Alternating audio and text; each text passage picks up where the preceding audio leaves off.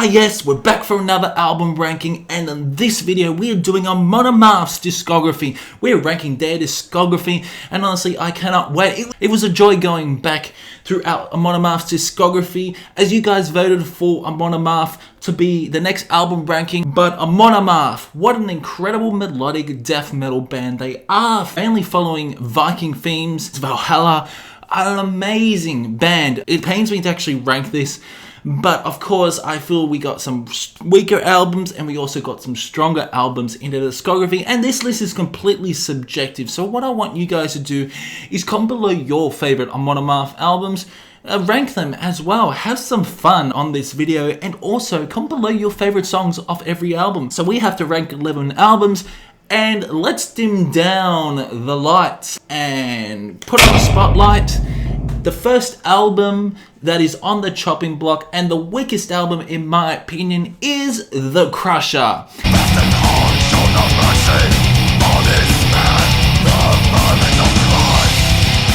This album is a very good album in my opinion, but I just feel these songs do lack. They aren't as melodic as the other albums. Some songs aren't very catchy. Sure, you got songs like Bastards of Lying Breed, Masters of War, and Annihilation of Hammerfest, which overall sums up this album. The Crusher feels a lot more aggressive than the other albums. Although you'd think The Crusher would be pretty high for me because it's aggressive, it just doesn't fit Amon Amarth, to be honest. They tried something different, and in my opinion, it worked, but they didn't execute it well. And that's why The Crusher is number 11. Coming in at number 10 is Amon Amarth's sophomore album, The Avenger.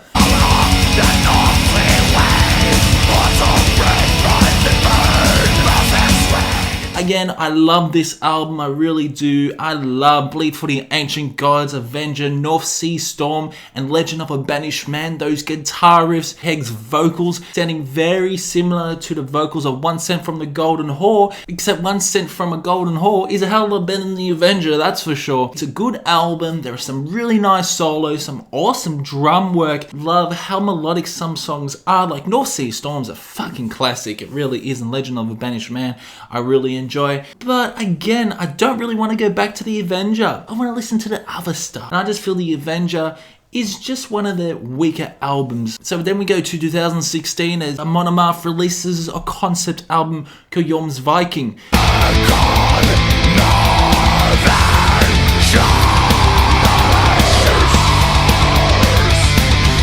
This album is a very good album. I thoroughly enjoy it. I think Back on Northern Shores is one of the best Amon Amarth songs of all time.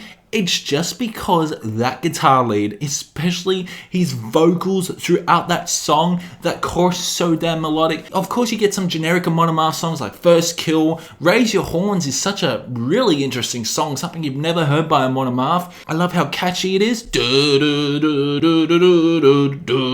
And Once Against All, like Heg's vocals on this particular album are quite strong. He's got a really good vocal delivery, and I love it. It's a concept album as well. So you'd think as a concept album, the album would be a little bit higher, but in my opinion, it stays at number 9 because I just feel it does lack. This album does feel a little bit boring in my opinion. Although I'd rather listen to Jorm's Viking than the Avenger and The Crusher, I feel that this album is slightly boring. They do have a guest vocalist as well, which overall the song is okay. Like, I wouldn't say it's the best Amon Amarth song, but it's okay. But Jorm's Viking sits at number 9. So coming in at number 8 is the latest album, Berserker.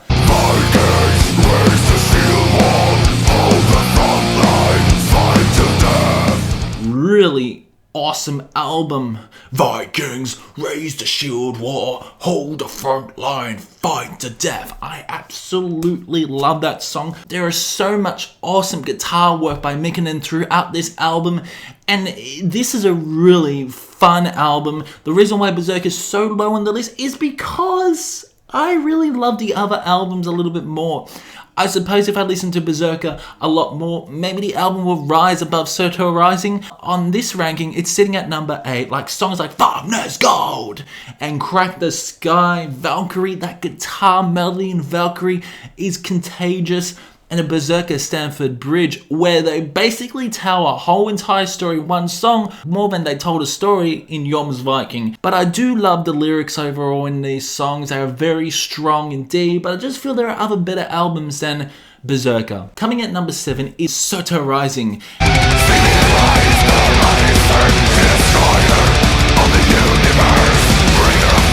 And this is a very good album. This is a very fun album by Amon Amarth. Destroyer of the Universe. Destroyer of the Universe. Heg's vocals throughout this song for victory or death, and the guitar melodies throughout this song. And you basically get the first ever Amon Amarth doom metal song called Doom Over Dead Man, and that's like a 6-minute song with just infectious melodies. And Doom Over Dead Man really is the beautiful way to close off SURTUR Rising. But with SURTUR Rising, you get some weaker songs. I do love War of the Gods. That's a really catchy song. Nothing really much I complain, but I just feel that I'd rather go to the other albums that will be mentioned above. So then we go to Fate of Norns. Now,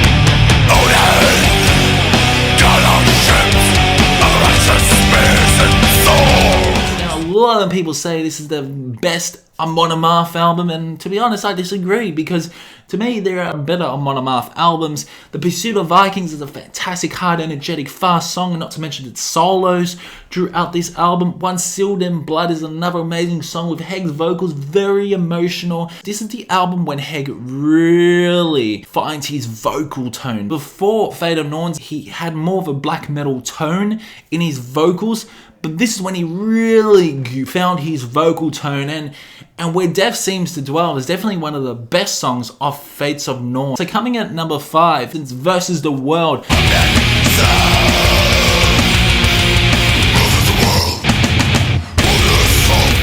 A lot of people will have this at number 2 or number 1, but in my opinion, there are better albums than this. Like, I do love this album. I've played this album to death. Maybe that's because of why it's a little bit lower. It was a lot of fun to go back to Versus the World. It's fun, it's melodic, it's energetic.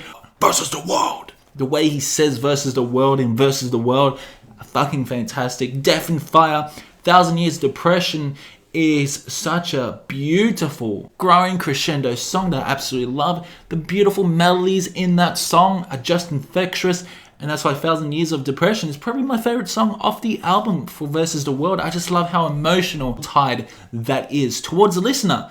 So coming in at number 4 is Amon Amarth's debut album.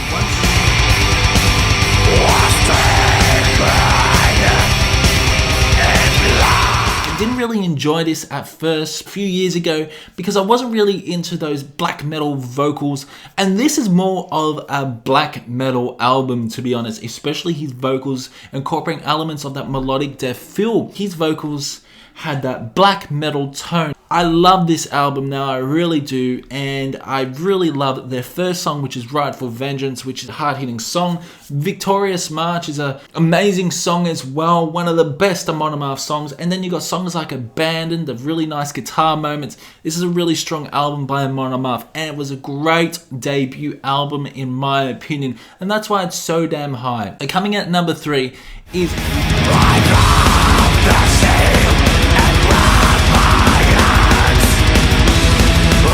This was a very tricky album to put because this was once my favorite album. I had to really listen to this album and then compare it to the other albums that I prefer. Odin by Our Side is such a really tight and cohesive album with just amazing songs. Thou How Awaits Me When I Die. I love that song. Cry of the Blackbirds is just a slow grow crescendo song that I absolutely love. And Runes to My Memory is just an energetic in-your-face song, and I just love Heg's vocals throughout this album. It's definitely one of the best albums by Amon Amarth. Coming at number 2 though is probably going to trigger a lot of people, but I can't help what I feel about this album.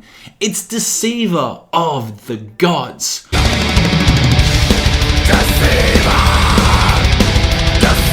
of the Gods.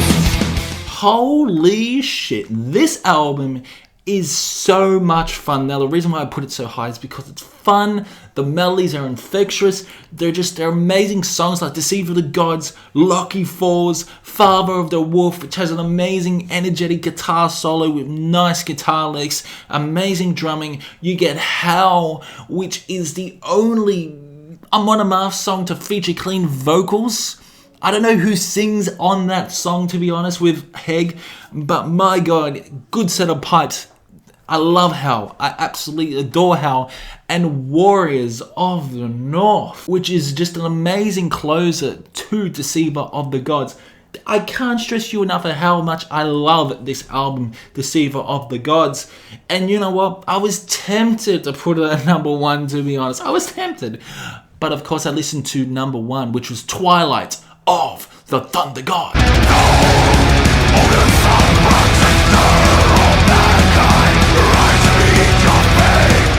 This will indeed always be my number 1. So damn good. Every fucking song is just 10 out of 10. I absolutely love it. Love Twilight of the Thunder God. That beautiful refrain towards that chorus. Oh, so good.